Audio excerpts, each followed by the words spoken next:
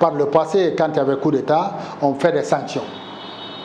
Des sanctions, voilà, des sanctions subsidiaires. Quand la CEDEAO sanctionne, l'Union africaine sanctionne, l'Union européenne sanctionne, etc., etc. Mais aujourd'hui, il n'y a qu'à sanctionner tout ça. La Russie est là pour reprendre la relève. La Russie cherche sa place en Afrique. La Chine cherche sa place en Afrique. Lorsque vous vous boudez, les autres peuvent venir vous remplacer.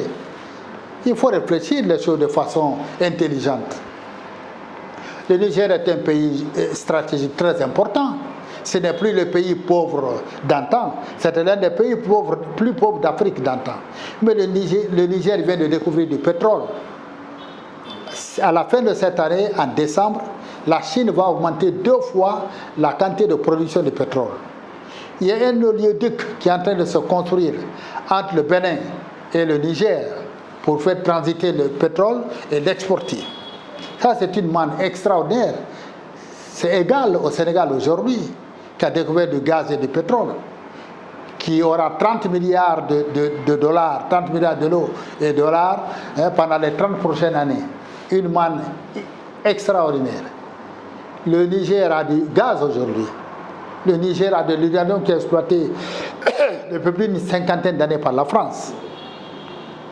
Le paradoxe, c'est que le Niger produit de l'uranium, c'est la consommation des centrales nucléaires en France pour donner de l'électricité. Le Niger est en train d'importer de l'électricité du Nigeria. Pendant 50 ans, ils n'ont pas pu réaliser qu'il faut peut-être faire une centrale nucléaire pour avoir de l'électricité, sauver le pays directement, n'est-ce pas? Et le Niger. Tout l'uranium aussi revenu à la France. Tout à fait. Qui utilise des centrales, justement. Tout à fait. Pourquoi ne pas faire une centrale au Niger? L'uranium est sur place pour de l'électricité. Je ne pense pas que le Niger ait des barrages d'eau. Je ne pense pas. Je ne pense pas que le Niger ait ses réserves d'eau. Je ne pense pas. Mais une centrale nucléaire pour produire de l'électricité, c'est banal ça. C'est-à-dire que c'est une technologie, certes, qui appartient aux grands pays, mais on peut l'avoir aussi. Le Niger peut l'avoir. Il est producteur d'uranium. C'était possible. 50 ans d'exploitation d'uranium pour ravitailler l'électricité dans les autres pays. Lui, il est dans le noir. Maintenant, ils en ont pris conscience. Le Niger a de l'or exploité par le Canada. Donc vous avez là-bas la Chine, vous avez la France, vous avez le Canada et d'autres puissances régionales, même moyennes. L'Algérie, par exemple, qui est frontalière. Toutes les sanctions de la CEDEAO, l'Algérie peut couvrir ça. Par l'exportation des biens et services. Si vous privez, les autres prennent. Donc, sur le plan géostratégique et géopolitique, ce n'est pas évident d'isoler des pays, penser avoir des solutions. La Chine, par exemple, ne touchez pas à son pétrole, ni au gazoduc, elle n'acceptera pas. La Russie vise de neutraliser la France en Afrique, donc l'uranium, la Russie vise sur l'uranium. Et l'or avec Wagner se fait payer par l'or. Donc, quand vous avez des richesses naturelles, vous êtes forcément sujet à la géopolitique et à la géostratégie. Ça va de pair. La France, c'est l'empire colonial. La France a fait ce qu'elle pouvait. Oui, bon, mais vous savez, il n'y avait pas de problème, de fond de la France en Afrique. Par exemple, jusqu'à la veille du coup d'État, tout allait bien avec la France. C'est après le coup d'État que les choses se sont gâtées. Mais il ne faut pas oublier que la Chine et la Russie jouent à fond leur stratégie de remplacement des puissances en Afrique de l'Ouest par exemple. La Russie mène une campagne de sabotage très puissante. Une campagne très puissante de sabotage de la France.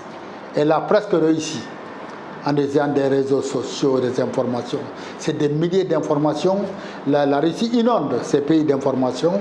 C'est ce qui écorne l'image de la France.